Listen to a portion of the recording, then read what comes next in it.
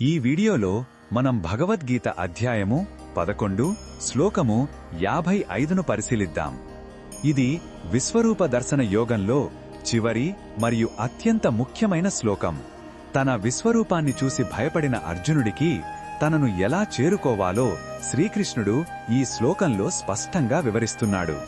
మొదటగా ఈ పవిత్ర శ్లోకాన్ని భక్తితో విందాం.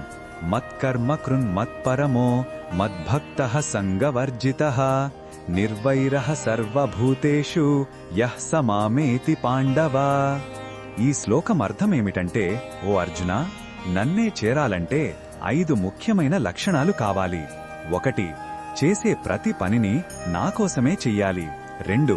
నన్నే జీవితానికి పరమ గమ్యంగా భావించాలి. 3. నాయందు అచంచలమైన భక్తి కలిగి ఉండాలి. 4. ఎలాంటి ప్రాపంచిక బంధాలకు ఫలితాలకు అతుక్కోకుండా ఉండాలి. 5. ఏ ప్రాణి పట్ల ద్వేషం లేదా వైరభావం లేకుండా ఉండాలి. ఈ 5 మార్గాలను అనుసరించేవాడు నిశ్చయంగా నన్నే పొందుతాడు అని శ్రీకృష్ణుడు భరోసా ఇస్తున్నాడు. ఈ శ్లోకంలో ఉన్న భావం మనకు ఏమి చెప్తుందంటే, భగవంతుడిని చేరడానికి కఠినమైన తపస్సులు మాత్రమే మార్గం కాదు. మనస్సు నిండా స్వచ్ఛమైన భక్తి, ప్రేమ, కరుణ ఉంటే చాలు. మన పనులను, మన జీవితాన్ని భగవంతునికి అంకితం చెయ్యాలనే ప్రేమపూర్వకమైన సందేశాన్ని ఈ శ్లోకం మనకు అందిస్తుంది.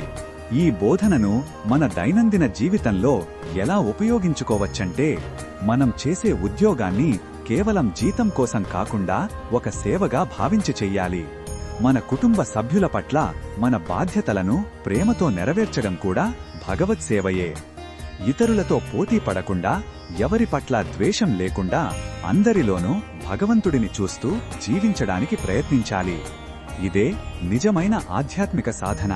మరిన్ని భగవద్గీత శ్లోకాల అర్థాన్ని తెలుసుకోవాలంటే మా తదుపరి వీడియోలను తప్పకుండా చూడండి.